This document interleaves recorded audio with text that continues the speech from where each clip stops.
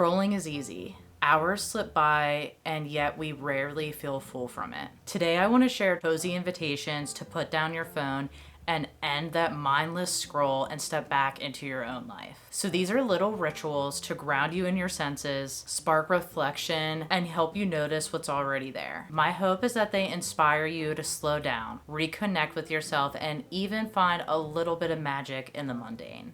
Journal your dream life. Sit down and reflect and journal and just brain dump exactly what your dream life would be if nothing was holding you back. No money limits, no logistics, none of the limitations, none of the usual reasons that you tell yourself, no, that's not possible. Where would you be living? What would you be doing all day? Who would you be spending your time with? Everything, every single little detail down to what type of music you would listen to, what type of clothes you would wear, what type of things you would be reading, what would you be learning, all of it. Detail to detail what your ideal life would look like. Learn with intention. So grab a nonfiction book that you've been thinking about reading, something that has been on your TBR list, and a book that's something that you actually want to learn something from.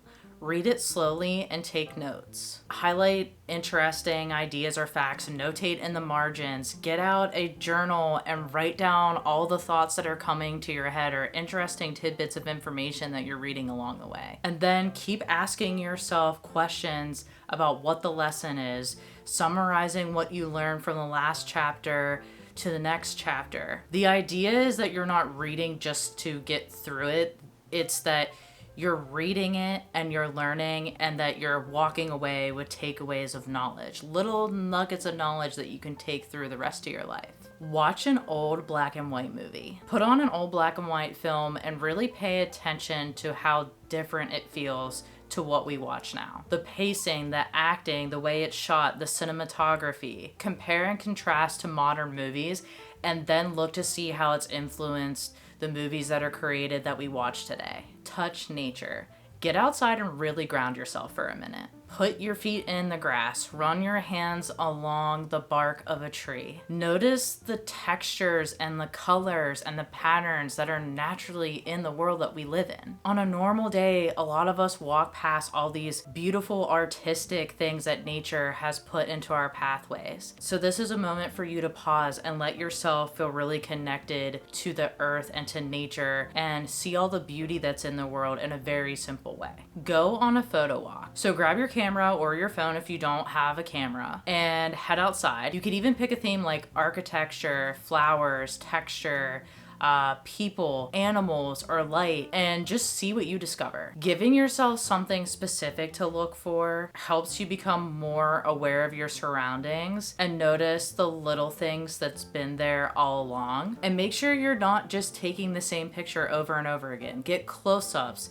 Get shots that are further away. Try different depths of field.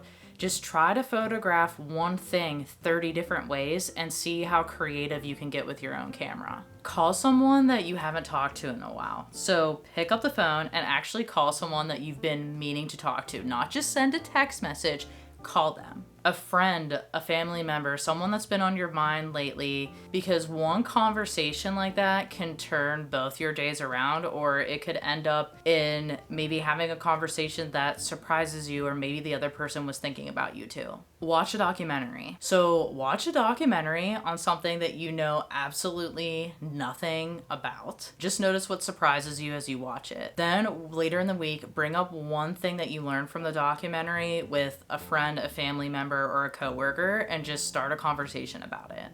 Read a neglected book. So we all have those books that have been sitting on our shelves for far too long, neglected, unused, or maybe it's the one that you started and never finished. Pick that book up, dust it off, and crack that book open and start reading it. Even if you just commit to reading one chapter. Tackle one delayed task. We all have those tasks that we've been putting on our backlog or putting on our procrastination list, as I like to call it. So pick one of those and just promise yourself you're going to focus on it for 10 minutes. Sometimes 10 minutes builds up enough momentum that you'll keep going and completely get that task done. Create a highlights reel. So open your camera and slowly scroll back through the past year. Write down a few of your favorite memories in your journal, the ones that made you laugh, some of your favorite things from that past year, the ones that you feel grateful for. Then save all those photos into their own little album, so that way you have a highlights reel from your past year that you can go back and reflect on at any time. Thank your champions. Write down 1 to 3 people that have really been in your corner, your cheerleaders, your mentors, the ones that show up for you and why each one has always felt like your champion. If you're feeling up to it, send them a little thank you note. Explain to them why you are so grateful to have them in your life and have them being your cheerleader. I hope this list of 12 things has given you some inspiration for other things to do when your hand goes to reach for your phone to start scrolling. Let me know in the comments below which one you're gonna try on this list first. If you enjoyed this video, don't forget to like and subscribe. Thank you so much for watching, and I can't wait to connect with you in the next video.